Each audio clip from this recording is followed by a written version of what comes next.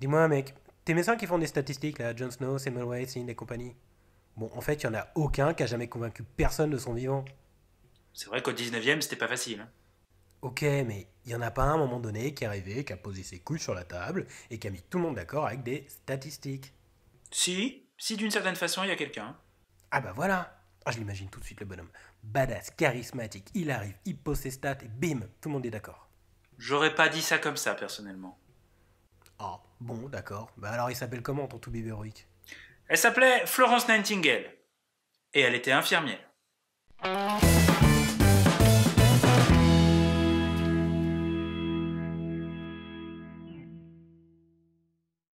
En 1536, Henri VIII, roi d'Angleterre, détache la religion de son pays de l'Église catholique romaine. Et ce pour de multiples raisons. Notamment le fait que sa femme, qui est la veuve de son frère, ne lui donne pas de fils, et que du coup il aimerait bien pouvoir épouser la petite sœur de son ex-maîtresse, mais que le pape, il est pas super chaud. Bref, l'histoire. Parmi les nombreuses conséquences de la réforme, Henri VIII décide de dissoudre les monastères sur tout le territoire anglais. Et du coup, il se passe plusieurs choses. Bon, déjà, il se fait excommunier. T'es mignon Henri, mais bon, le pape, c'est pas joli rigolo non plus, hein. Et surtout, la fermeture des monastères provoque la fermeture des hospices de pauvres. En effet, à cette époque, et sans rentrer trop dans les détails de l'organisation sociale anglaise de l'époque, les plus pauvres ou les malades pouvaient être logés et traités dans des almhouses, hospices de pauvres, au sein des monastères ou gérés par eux. Et ces pauvres, ils sont souvent soignés par des nonnes qui servent d'infirmières. Et plus de monastères, plus d'hospices. Mais du coup, qui s'occupe des malades, des pauvres et des orphelins? Eh bien, il se crée progressivement une profession d'infirmière non religieuse, fonctionnant avec les structures de soins dédiées aux pauvres restantes, notamment ce que l'on appelle des workhouses. Et ces infirmières, elles ont une sale réputation, une réputation vraiment moche. En gros, ce sont des putes, débiles, alcooliques et violentes. Ouais, c'est vraiment ce genre de choses que l'on peut lire sur elles jusqu'au début du 19e siècle. Alors, pourquoi une telle réputation? Bon, déjà, la place de la femme de bonne famille dans l'Angleterre protestante, c'est pas de travailler, hein. Et si elle travaille, c'est sûrement pas au contact de corps d'étrangers. Donc, de base, celles qui font cette activité, c'est des pouilleuses. En plus de ça, elles sont forcément débiles, sinon elles feraient un métier plus respectable. Elles sont obligatoirement en mauvaise santé car elles sont en contact étroit et intime avec des malades. Et du coup, pour pouvoir supporter de telles conditions de vie, elles abusent grave de l'alcool. Et pour la réputation de prostituée, eh bien, je vous propose de réécouter tout ce que je viens de dire et de vous demander à quel autre stéréotype ça colle bien. Et c'est dans ce contexte que l'on peut parler de notre superstar du jour, Florence Nightingale. Née en 1820 d'une famille ultra-bourgeoise anglaise, Florence reçoit une éducation aux petits oignons. Elle apprend l'histoire, la philosophie, les mathématiques, et elle parle rapidement plusieurs langues. Notez que ce n'est pas habituel au XIXe siècle. En général, les femmes de bonne famille, on les éduque pas trop. En 1837, alors qu'elle a 16 ans, une épidémie de grippe frappe le sud de l'Angleterre. Et n'étant pas tombée malade, elle s'occupe et soigne plusieurs membres de son entourage.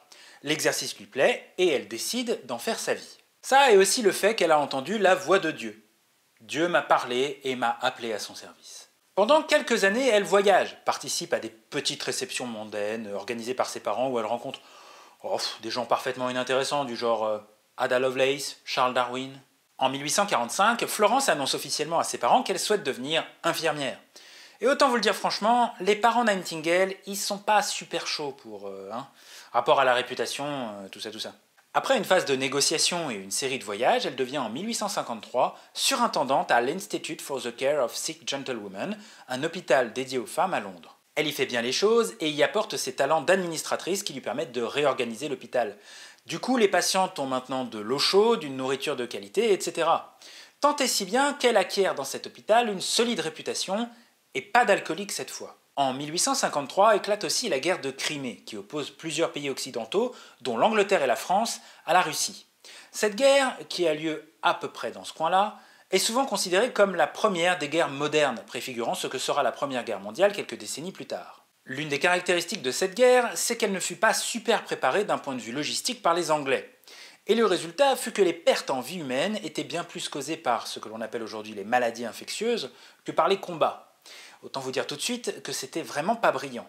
Mais en plus, pas de bol, les citoyens anglais sont au courant de la situation de leur armée. Car autre nouveauté de la Crimée, c'est la présence sur place des premiers correspondants de guerre, comme William Howard Russell, qui raconte par télégramme les vraies conditions de vie des soldats. Un peu différentes de ce que racontaient les autorités militaires. Évidemment. Devant cette situation, Nightingale se porte volontaire pour se rendre en Crimée afin de s'occuper des blessés. Jouant de ces relations, elle réussit à partir en novembre 1854 avec une équipe de 38 infirmières à l'hôpital de Scutari. La situation qu'elle y découvre est absolument atroce. Les blessés vivent dans des conditions extrêmement précaires. Les draps des malades sont dégueux, souvent pleins de poux, les pansements sont peu ou pas changés, les patients vivent dans des couloirs insalubres, rien n'est prévu pour leur faire à manger correctement, l'hygiène est déplorable, les toilettes sont bouchées et rien n'est aéré. Ce qui, dans un monde considérant la théorie des miasmes comme valide, n'est vraiment pas recommandé. Malgré l'opposition de certains officiers, Nightingale va réorganiser tout l'hôpital, parfois à ses frais. Elle fait fabriquer de nouvelles fenêtres, demande des travaux. Son équipe d'infirmières va organiser des lessives, du nettoyage, des changements de pansements, améliorer globalement les conditions de vie des patients en les lavant, en leur donnant correctement à manger, en ne mélangeant pas les vêtements et en prenant soin d'eux jour et nuit. Surtout la nuit. C'est de là que lui viendra d'ailleurs son surnom, The Lady of the Lamp, car elle visitait les malades la nuit, éclairée de sa seule lampe. Elle va également contacter les familles des défunts, leur envoyant des lettres expliquant les causes de décès et leurs derniers effets personnels. La réputation de Nightingale auprès des soldats est absolument ahurissante. Il est même dit que certains embrassaient son ombre quand elle passait dans les couloirs. Et en Angleterre, elle devient littéralement l'une des premières stars de l'histoire. Elle apparaît dans des journaux, on fait des posters sur elle, il se vend même des putains de figurines d'elle, en plein milieu du 19e. Quand elle quitte la Crimée en 1856, la mortalité de Scutari est passée de 42% à seulement 2%. De retour, Florence Nightingale est sans doute la deuxième femme la plus connue d'Angleterre après la reine Victoria. Pourtant, cette célébrité ne lui plaît vraiment pas. Elle se déplace sous pseudonyme, Mademoiselle Smith, pour ne pas être connue. Pour elle, la Crimée restera un échec si les réformes hospitalières qu'elle y a faites ne sont pas comprises et potentiellement reproduites. Bon, tout ça c'est la partie de l'histoire la plus connue. C'est celle qui a construit le mythe de Nightingale. Mais maintenant, on va voir ensemble la partie à mon avis réellement intéressante. À partir de 1856, Nightingale a à cœur de comprendre les causes de l'incroyable surmortalité à Scutari. Elle décide pour ça de se la jouer Jon Snow. Elle va faire des statistiques. Grâce à ce qu'il convient aujourd'hui d'appeler un lobbying, elle convainc le gouvernement d'ouvrir la Royal Commission into the Health of the Army, pour comprendre ce qui s'est passé en Crimée. Elle se rapproche pour cela du taulier des statistiques médicales anglaises de l'époque, William Farr. Oui, c'est bien le même Farr qui n'était pas d'accord avec Jon Snow au sujet du choléra. Et Farr lui dit texto « Meuf, tes impressions, on s'en bat les couilles, on veut des faits ». Traduction personnelle de « We do not want impressions, we want facts ». En quelques mois, elle va rédiger un rapport de plus de 800 pages et avec l'aide de Farr, elle va y faire des statistiques. Beaucoup de statistiques et de tableaux. Et pour résumer, voilà ses conclusions. Les décès dans les hôpitaux en Crimée étaient principalement causés par des maladies zymotiques. C'est comme ça qu'on appelait les maladies infectieuses, même si on ne savait pas encore ce que c'était.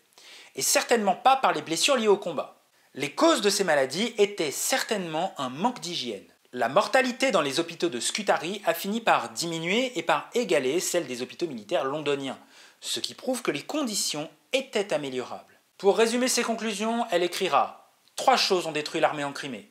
L'inignorance, l'incompétence et les règles inutiles. » Pour démontrer tout cela, Nightingale donne des faits statistiques. Elle analyse les causes de décès, regarde comment les taux de mortalité ont évolué, etc. Elle remarque notamment que la mortalité a énormément baissé après le passage de la commission sanitaire en 1855, qui avait débouché les toilettes, amélioré la ventilation et surtout dégagé des carcasses d'animaux morts qui bloquaient l'arrivée d'eau de l'hôpital, notamment des cadavres de chevaux. C'est pour vous dire. Elle va aussi faire des comparaisons ingénieuses en utilisant des groupes contrôle bien choisis. Par exemple, elle compare de petites structures de soins près du front, en général plus propres, mais avec des soldats plus graves, et montre que le taux de décès y est de 27 pour 1000, contre 427 pour 1000 à Scutari quand elle y est arrivée. Alors que c'est des patients plus graves. Ça montre bien qu'il y avait un problème. Déjà ça fait de Nightingale une excellente épidémiologiste. Mais elle va encore plus loin. Pour William Farr, les statistiques doivent être la lecture la plus aride et sèche qui existe. Mais Nightingale sait que pour faire passer des messages politiques clairs, il faut des représentations graphiques percutantes. Alors elle innove. Au début du XIXe siècle, le statisticien William Playfair avait déjà inventé des représentations graphiques célèbres comme le diagramme en barre et les diagrammes circulaires. Et pour être percutante, Nightingale elle va utiliser sa version, ce que l'on va appeler les coxcombes, ou crêtes de coq. Ces graphiques ne sont pas très compliqués à comprendre et sont en plus assez jolis. Un espace circulaire est découpé en 12 parties, comme 12 parts de gâteau ou 12 heures d'une pendule, chaque morceau représentant un mois de l'année. Ensuite, pour chacun des mois, on dessine des morceaux de gâteau de tailles différentes, dont l'air est proportionnel au taux de décès. Plus la part est grande, plus le taux de décès est grand. Pour rendre les choses encore plus claires, Nightingale représente les causes de décès avec des couleurs différentes. Rouge pour les blessures de guerre, noir pour les maladies diverses et bleu pour les maladies évitables dites zymotiques. Voyons ce que montre le plus célèbre coxcomb de Nightingale. Dès juillet 1854, on peut voir que la mortalité est massivement causée par les maladies zymotiques, en bleu. La situation empirant particulièrement en janvier et février 1855. En mars, la commission sanitaire passe pour retirer les carcasses de chevaux de l'arrivée d'eau. Et comme on a fait une boucle complète, on reprend à côté sur un nouveau graphe. La situation s'améliore alors pour qu'à partir de juillet 1855, les maladies zymotiques ne soient plus les premières causes de décès. Et voilà, entre ces super graphiques, ces statistiques impeccables et son statut de star, le gouvernement anglais va rapidement écouter Nightingale, contrairement à John Snow ou à Semmelweis. Et en quelques années, elle va devenir une figure extrêmement importante de la santé publique anglaise. Et là, accrochez-vous parce que sa carrière, c'est... Elle va créer littéralement la profession d'infirmière moderne en publiant Notes on Nursing en 1859 et en ouvrant une école infirmière, la Nightingale Training School, à l'hôpital Saint-Thomas en 1860. Et attention, pour elle, c'est un métier particulier avec une réelle expertise scientifique. Elle va également faire un incroyable travail de politicienne de l'ombre, un réel lobbying pour réorganiser les workhouses et le système de soins anglais. Elle est aussi l'une des réformatrices à l'origine de l'architecture dite en pavillon des hôpitaux, avec des services séparés pour éviter les transmissions des maladies.